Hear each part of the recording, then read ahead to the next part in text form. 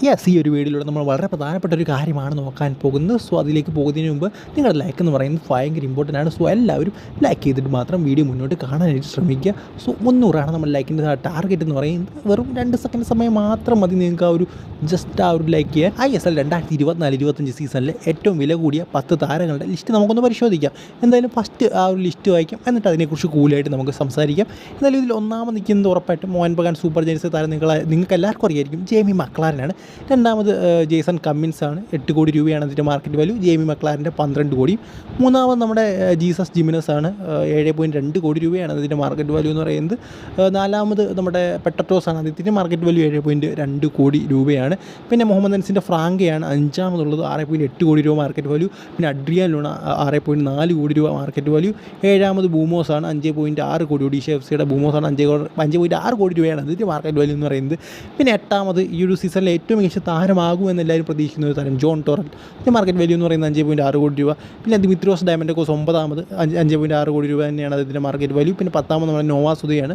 5.2 കോടി രൂപയാണ് അതിൻ്റെ മാർക്കറ്റ് വാല്യൂ. ഈ ലിസ്റ്റിലേക്ക് നോക്കുകയാണെങ്കിൽ ഏറ്റവും വില കൂടിയ താരം ജെയ്മി മക്ലാരനാണ്. സോ അതിൻ്റെ അത്ര ഒരു ഹൈപ്പ് അതിനുണ്ട്. കാരണം അതിൻ്റെ കളി കാണാൻ വേണ്ടി എല്ലാവരും നോക്കിയിരിക്കുകയാണ് ജെയ്മി മക്ലാരൻ്റെ.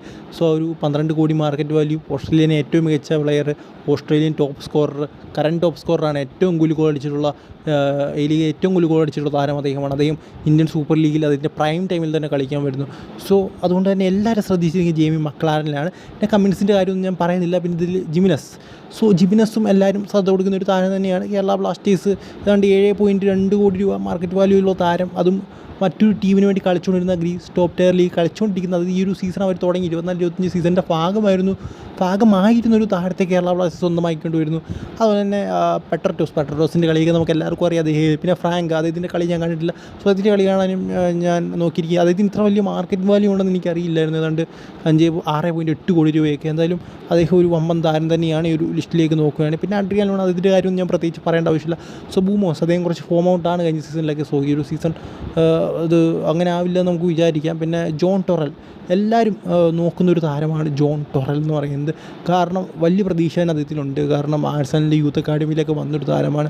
സോ ഇപ്രാവശ്യത്തെ മുംബൈ സിറ്റി എഫ്സിയുടെ കരുനീക്കങ്ങൾ അദ്ദേഹത്തിലൂടെ ആയിരിക്കുമെന്നാണ് ഞാൻ വിചാരിക്കുന്നത്.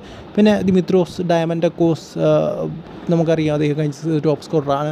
നോവാ സുധോയ്, അദ്ദേഹം ഈ ഒരു ഡ്യൂറൻ കപ്പിലെ പ്ലെയർ ഓഫ് ദി ടൂർണമെൻ്റാണ്. സോ അങ്ങനെ ശക്തമായൊരു ട്രാൻസ്ഫർ മാർക്കറ്റാണ്, അല്ലെങ്കിൽ ടോപ്പ് ട്രാൻസ്ഫർ മാർക്കറ്റ് ലിസ്റ്റാണ് നമുക്ക് കാണാൻ സാധിക്കുന്നത്. സോ എന്തായാലും ഇതിനെക്കുറിച്ചുള്ള നിങ്ങളുടെ അഭിപ്രായം എന്താണെന്ന് കമൻറ്റ് ബോക്സിൽ പറയുക. 3 കേരള ബ്ലാസ്റ്റേഴ്സ് താരമാണുള്ളത്.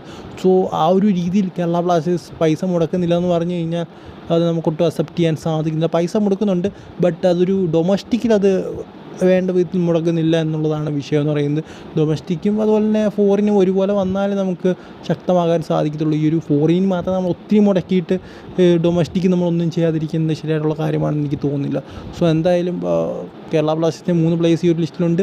ബാക്കി അതായത് മോഹൻ ബഗാൻ സൂപ്പർ ജയൻസിൻ്റെ 3 പ്ലേയേഴ്സ് ഈ ലിസ്റ്റിലുണ്ട്. ബാക്കി എല്ലാ ടീമല്ല, ഒഡീഷ, ഈസ്റ്റ് ബംഗാൾ, മുഹമ്മദ് അൻസ്, അതുപോലെ തന്നെ എനിക്ക് ഒരു ടീമുണ്ടല്ലോ മുംബൈ സിറ്റി, ഇവർ ഓരോ താരങ്ങൾ മാത്രമേ ഈ ഒരു ലിസ്റ്റിലുള്ളൂ.